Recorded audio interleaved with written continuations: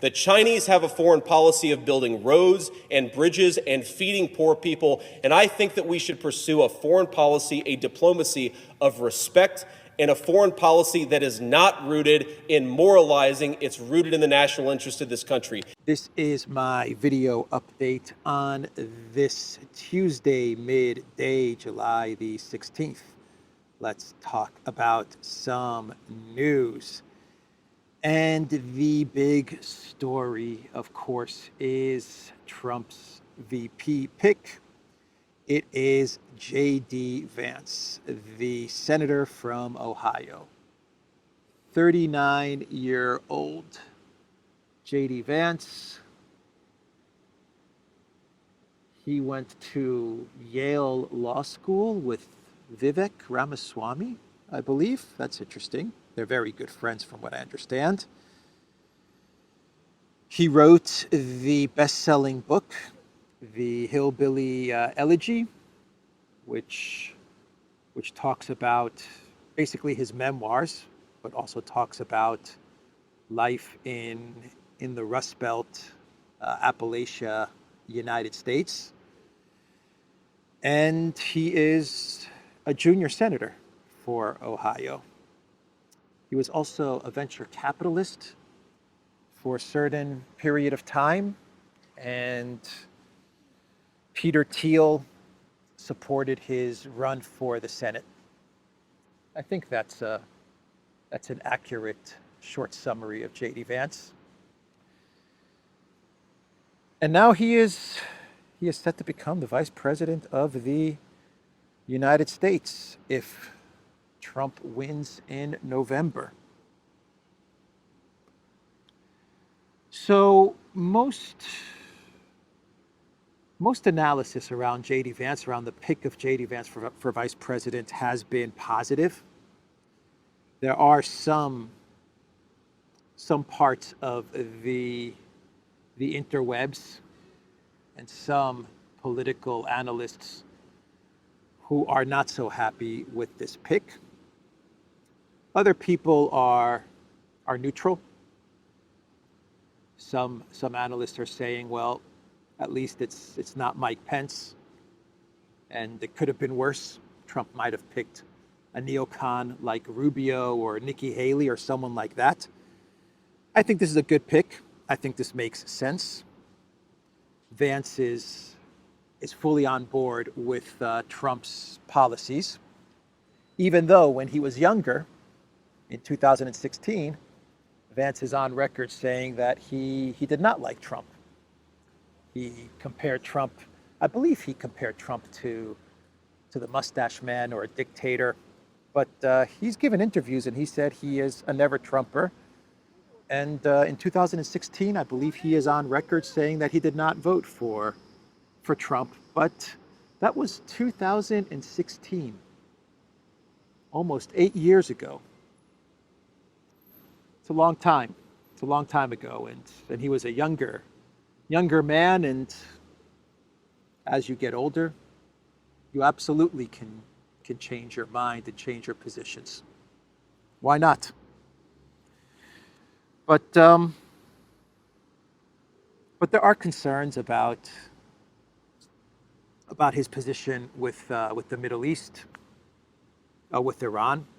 It seems like he's someone that wants to take a very hard-line position with Iran. With China, I've actually heard statements from Vance which have been hard-line towards China. I've heard other statements from Vance which have not been so hard-line with China.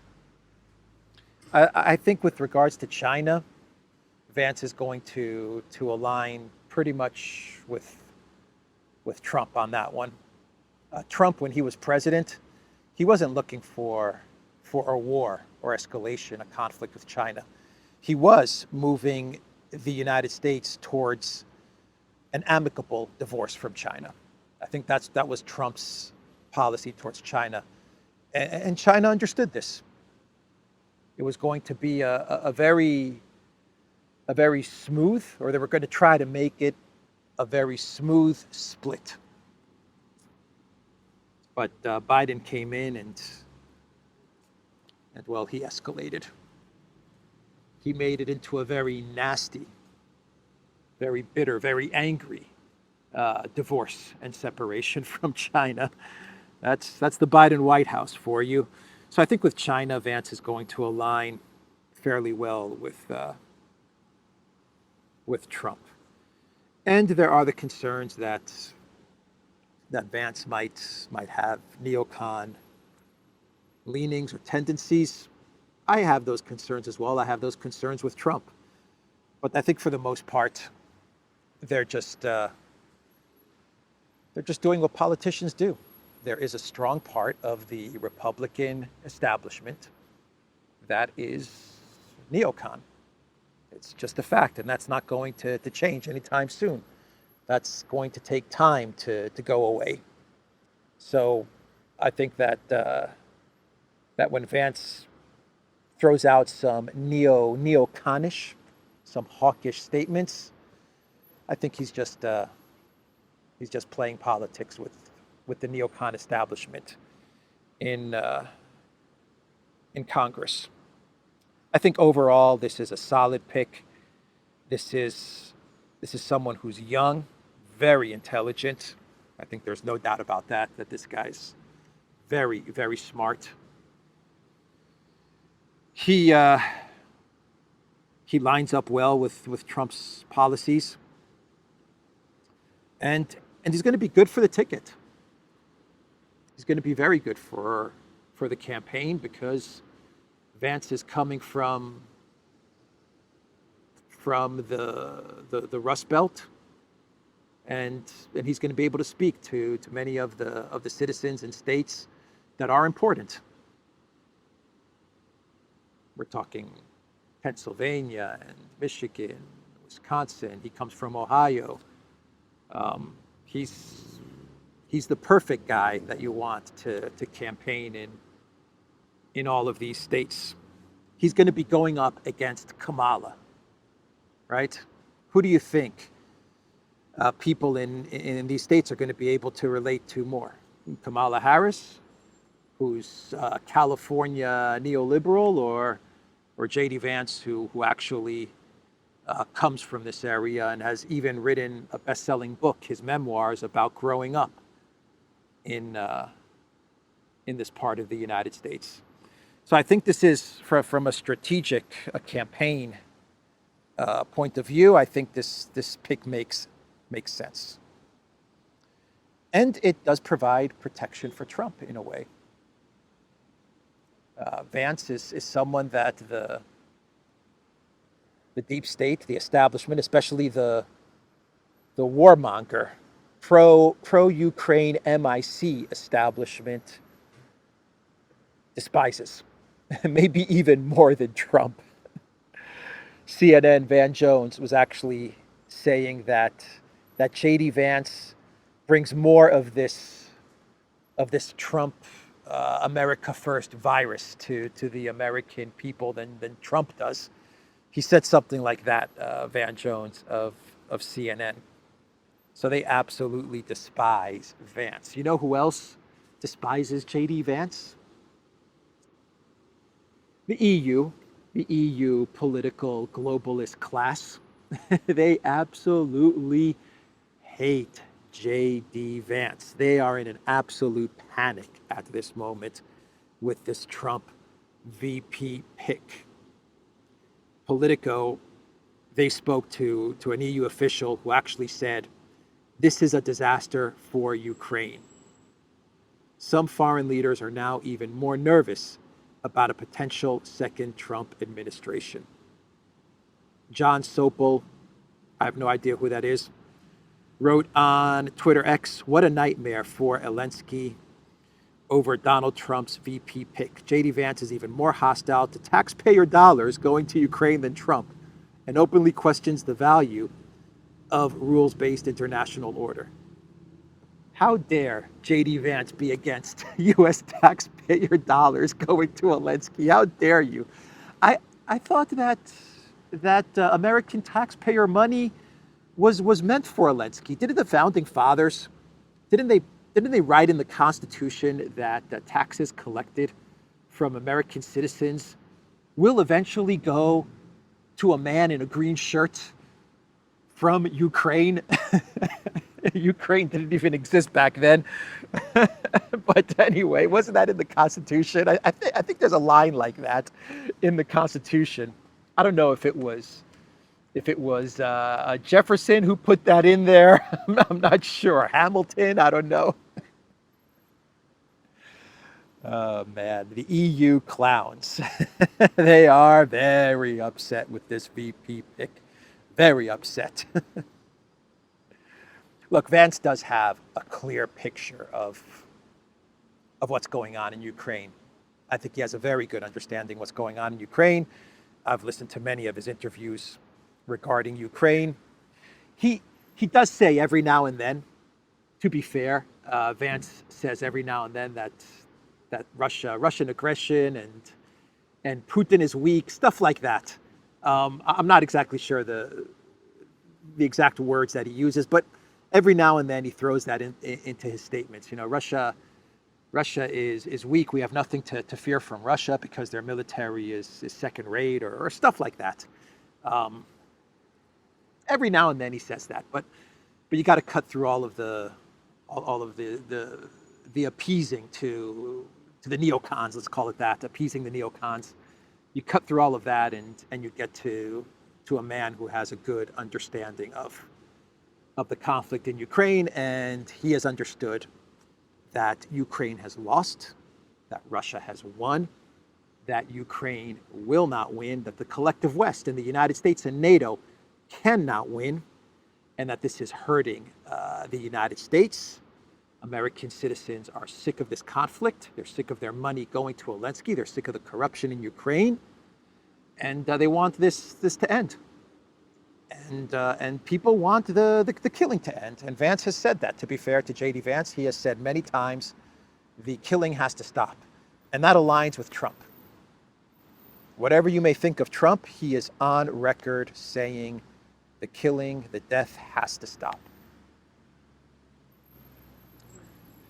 So the Financial Times, they put out an article with the title, Donald Trump will demand Russia-Ukraine peace talks, claims Orban. Hungarian Prime Minister says Republican candidate will rapidly push to end the war if he wins the U.S. election. Yeah, I don't think Trump demands anything, or I don't think Trump even needs to demand anything. The way you get the conflict to stop is simple. And if someone that knows J.D. Vance, someone who's watching this video that may know J.D. Vance or Donald Trump, it's simple, tell them. It's simple how the conflict ends. No to NATO, no more money. Two things that you have to say to Elensky, to the European Union. No more money, money's done, and no NATO, no NATO. Not a chance that Ukraine enters NATO. And you've got the basis for negotiations. Negotiations can start. It's that simple. So I don't know if Trump has to demand anything. He just has to tell the man in the green T-shirt and Ursula von der Crazy and Pirate Schultz. He just has to tell them, look, the United States is done sending taxpayer money to Ukraine, sending any money to Ukraine, and no to NATO. That's it. And Ursula and Olaf Scholz and Kaja Kallas, who's going to be the new foreign minister, they can complain and stomp their feet and cry and yell all they want. If I was Trump or Vance, I would just tell them, go to your room, little kids. Go to your room. Complain all you want. Shout all you want. The decision is final. The adults are making a decision for the children. The children in this case is the European Union and well, the man in the green T-shirt. But that's all they need to do. That is it. So what could Biden do? I was thinking about this today. What could Biden do and what will Biden do? The Biden White House. Because Biden himself probably doesn't know what's going on at this moment. But if I was the Biden White House, what they could do, what they should do, and what they will do. What they should do, if I was the Biden White House, knowing that a Trump administration with Orban, with Fico, the support of Orban, the support of Fico, that they're going to bring the conflict to an end. Knowing this, if I was the Biden White House, I would work to bring the conflict to an end and try to beat Trump to the punch. That's what I would do if I was the Biden White House. I would call up Ukraine and say, capitulate. Capitulate tomorrow. Yeah, agree to Putin's terms. We know Putin's terms, actually. We know Russia's terms very well. This isn't secret. So I would just call up Elensky and say, you know those terms that Russia talked about a couple of weeks ago? Accept them. And then you call up the media. This is what you do. And then you call up the media and you tell them to just spin this in a positive light. That's simple. The $61 billion contract to the MIC, that's not going to go anywhere. The weapons manufacturers, they're still going to get the $61 billion in contracts and stuff like that. So, you know, they're good, at least for the short term. And then you come out and you announce that I've brokered peace in Ukraine. And the media will spin the story. Russia lost. Russia-Ukraine stalemate. Biden brokers peace in order to prevent a Russia defeat because of fear that there'll be a regime change, a chaotic regime change in Russia. Biden brokers peace. You can run a story like that, right? And there'll be a lot of people that'll believe it, right? You could have Jake Tapper talking about it and Rachel Maddow talking about it, and Joy Reid, Morning Joe can dedicate a segment on how Biden, being the foreign policy master, and Jake Sullivan, the Wonder Boy whiz kid, they decided that it was best to prevent a chaotic regime change in Russia because of what's happening in Ukraine, and so they brokered a peace deal. They could spin something like that, but that's what you do. That is what you should do in order to beat Trump to the punch. But what is the Biden White House going to do? We know what they're going to do. They're going to do the exact opposite. They're going to try and get Ukraine over the 2024 mark, expecting a Trump win. And then they're going to try and blame all of the collapse on Ukraine on the Trump administration. The chaos and the collapse in Ukraine, they're going to try to blame it on Trump. So they're going to do the exact opposite. They're going to try to cause as much chaos and suffering in Ukraine in order to blame the collapse, the Russian victory and the collapse on the Trump administration. That's what I think they're going to do.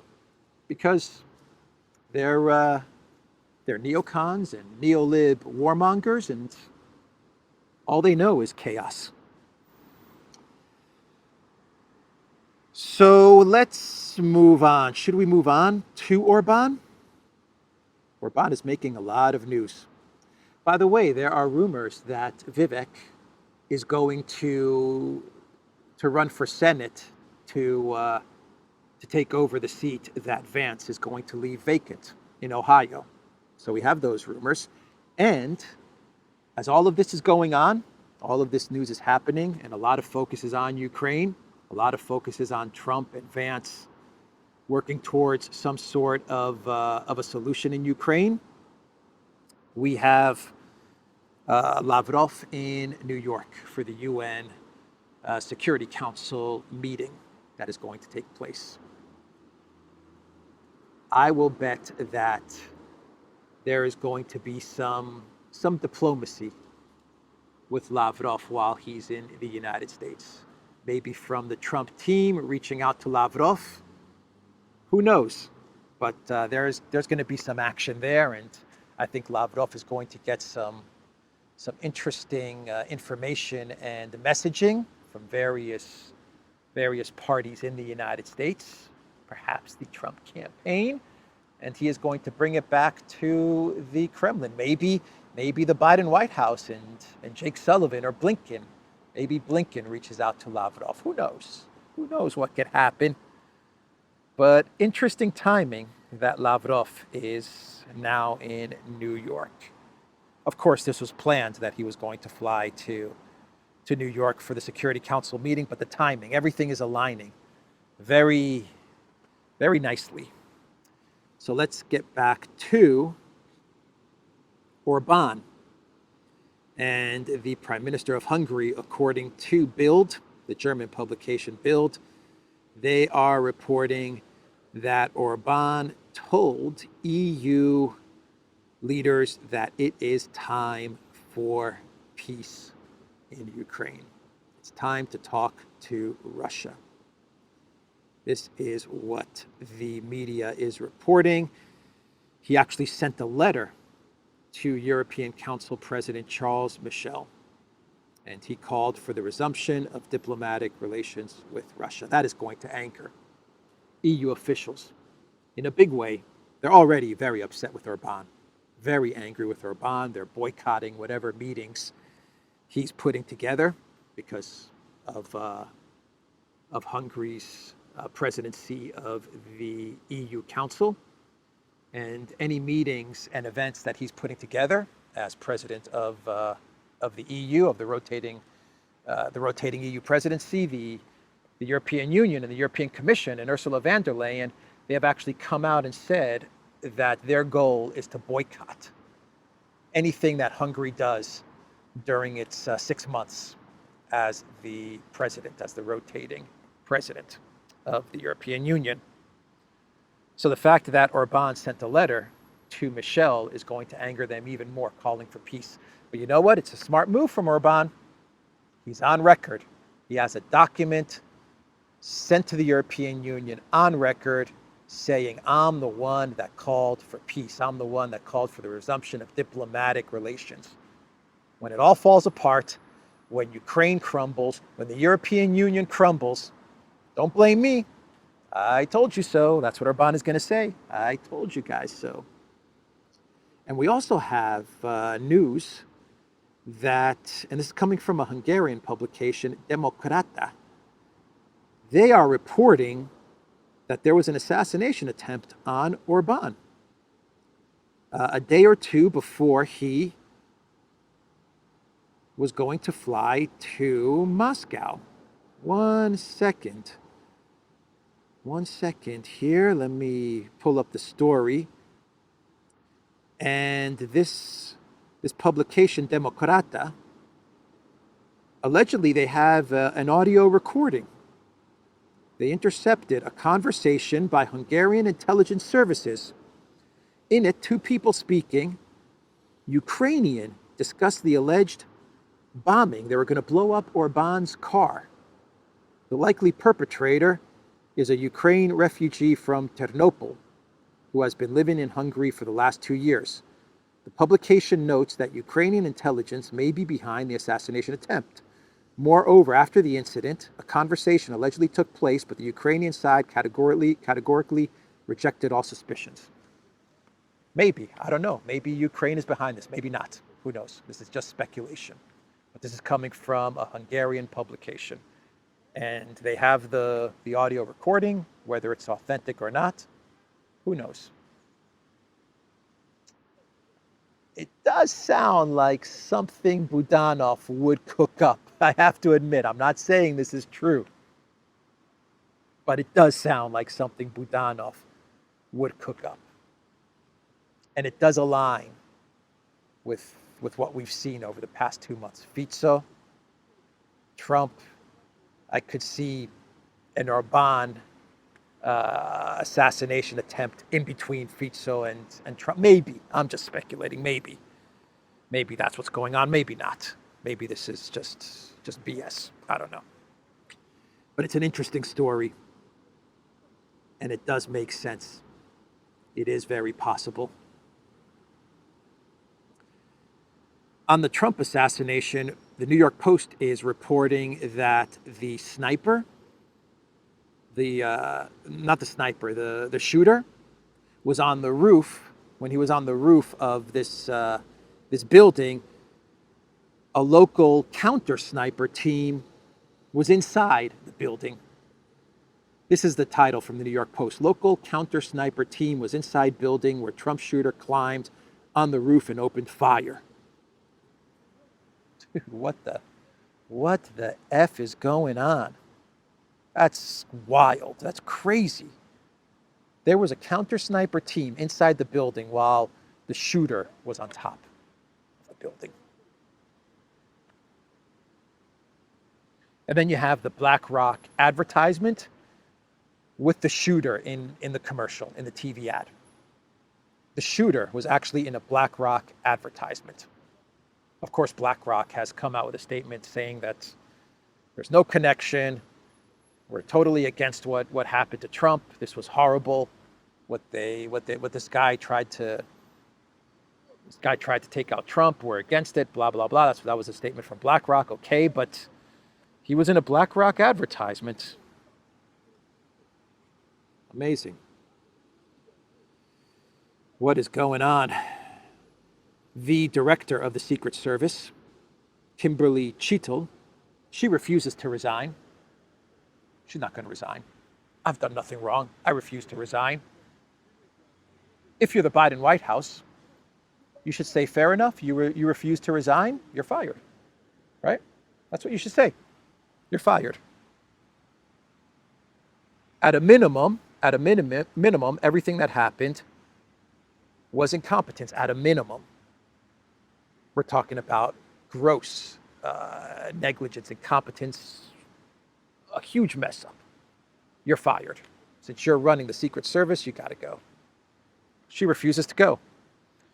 And we also had news that the Biden White House is going to be giving Robert F. Kennedy Jr. Secret Service protection, which is the right thing to do.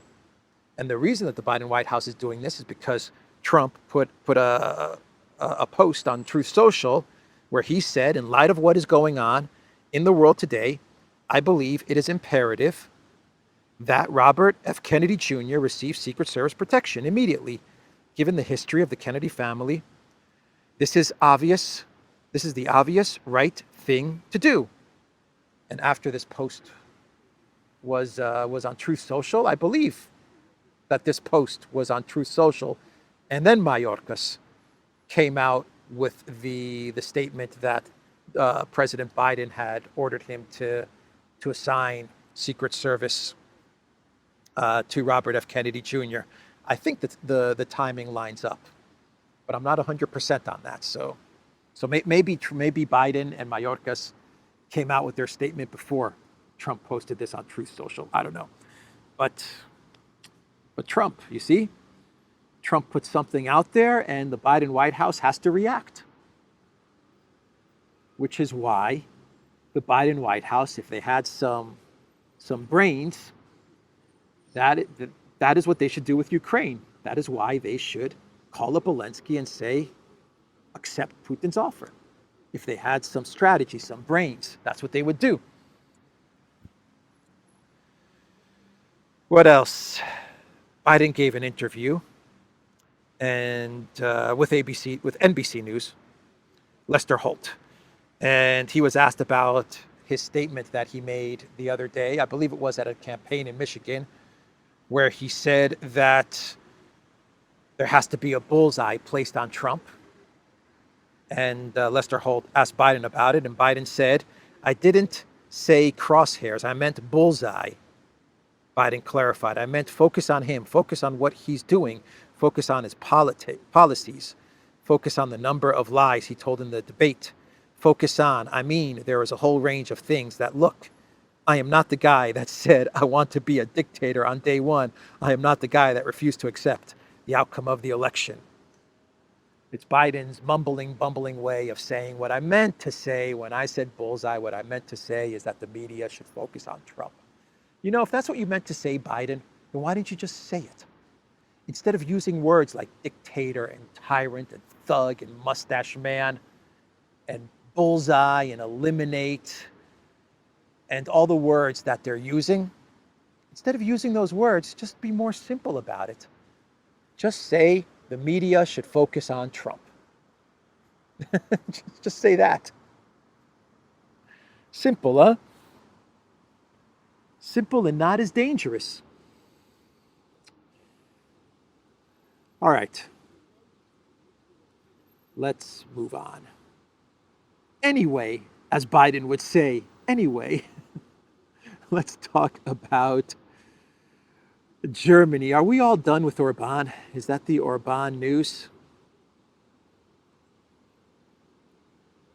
I think it is. I have this feeling like I'm missing another news item connected to Orban. Oh well. Let's move on to Germany.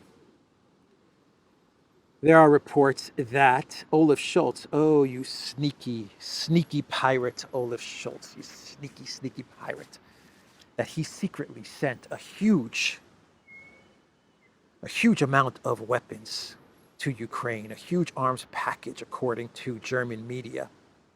Secretly sent this huge package to Ukraine.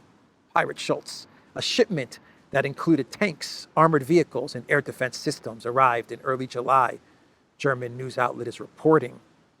What is the German news outlet? The Bavarian daily Münchner Merkur reported on Monday that Scholz sent a secret aid package to Ukraine. The paper called the shipment huge, adding that it was done in a clandestine manner and went largely unnoticed. The package included 39 pieces of various heavy armor from the stocks of Germany's military and its defense enterprises. Merkur reported after analyzing government data, Kiev received 10 more Leopard 1A5 main battle tanks and 20 more Marder infantry fighting vehicles, among other extra donations, the outlet said. According to open data published by Chancellor Olaf Scholz's cabinet, the total number of Leopard A15 tanks and Marder IFVs delivered to Ukraine has grown to 50 and 120 respectively. Well, it does look like, even though this may have been secret, it does look like the equipment that was sent to Ukraine was published on some databases, some open source databases. So I guess this wasn't that secret, was it? I don't know. According to open data published by Chancellor Olaf Scholz's cabinet. Okay. Well, I believe that Olaf Scholz, Germany, they want this information out there. I don't think they're trying to keep this too much of a secret. Maybe they want to get ahead of the story.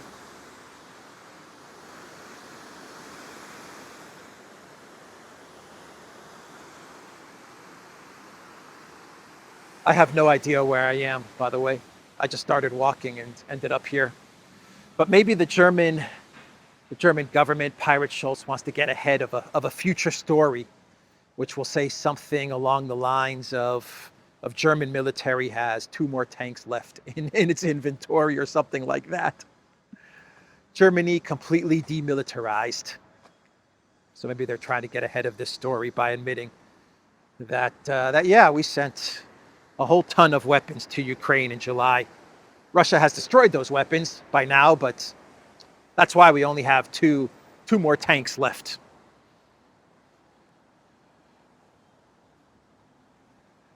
Elensky's parliament member, what's her name here? Elensky's parliament member, Mariana Bezuglava, servant of the people, or servant for the people, parliament member. She is saying that Syrski, I believe Zaluzhny as well, that they are mafia traitors. They're working together, according to this Ukraine MP, to surrender to Russia.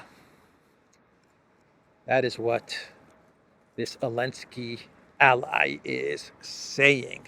Ukraine's top commander Syrski is ready to lay down arms and capitulate to Russia, a lawmaker from Elensky's party has claimed. Syrski was appointed Ukraine's highest-ranking general in early February, replacing Zaluzhny, who oversaw last year's failed attempt to push back Russian forces. According to MP Mariana Bezuglava from Elensky's Servant of the People Party, the two are secretly colluding to prevent a Ukrainian victory. Bezuglaya, who is also deputy chair of the National Security, Defense and Intelligence Committee, laid out her case for a top-level military conspiracy in a lengthy post on Facebook on Saturday. Yeah, because whenever you're the director of the deputy chair of National Security and Defense Intelligence, the first place you go to present your case for a conspiracy a conspiracy involving the former top military commander and the current top military commander during a time of war, the first place you go to make that case is on Facebook. Yup, that is where you go. Facebook. She claimed that Syrski and Zaluzhny both belong to a general's mafia, protecting their privileges from a younger generation of military leaders whom Bezuglaya believes to be more competent and innovative and thus capable of defeating Russia. So is this the story that Elensky and his Servant of the People's Party, is this what they're going to run with as they face defeat and collapse? It wasn't our fault. It wasn't my fault. It was Zaluzhny and Syrski and the generals' mafia. We had younger generals, better generals, but they created this generals' mafia and they were in Putin's pocket. And everything that was being done in the conflict, we could have won. We could have really won, but everything that they were doing, all the decisions they were making, it was all about getting the Ukraine military to surrender. Is that what they're going to run with? That's what it looks like. That is what it looks like. And let's do a couple of clown worlds. Oh, before I get to my clown world, one more story, and I'll do a clown world. And this has to do with a second peace summit. That's right. A second peace summit, and Elensky is saying that in the second Swiss peace summit, Russia is invited, or actually a representative for Russia is invited. That's what Elensky said. Isn't that nice of him? So nice of the man in the green t-shirt to invite a Russian representative to the second Swiss peace summit. Second Swiss peace summit. This time we invite a Russia representative. I am good dictator. The Kremlin said, this is a great response from Peskov, by the way. Well done. Well done, Mr. Peskov. Well done. He said, what second peace summit? Was there a first peace summit? That's what Peskov said. Oh, that's good. That's good. Let's get to the first peace summit. Not peace summit, peace summit. Let's get to a first real peace summit, one based in reality. And then we can talk about a second summit. Elensky and his fantasies. So there's that story. That could be my clown world, actually. But I've got another story for clown world. And we go back to Biden. Biden is cleaning up. I have to be honest with everyone. Biden is running away with clown world of the year. He's running away with it. Biden and Kaya Kallas. Kaya Kallas is making a strong run of it as well. But Biden he's just way ahead of everybody. But we still have a lot of time. We have a lot of time. Who knows? Maybe we'll see some Trudeau clown world action. Who knows? Never count Trudeau out. So Biden gave an interview to 360 with Speedy. I don't know who this is, but Biden's giving a lot of interviews. I said this in a video a week ago. Biden is doing a lot of interviews. I said the strategy from Jill and Hunter is to get Biden in front of the American people and desensitize the American people to Biden's cognitive challenges. Just desensitize them.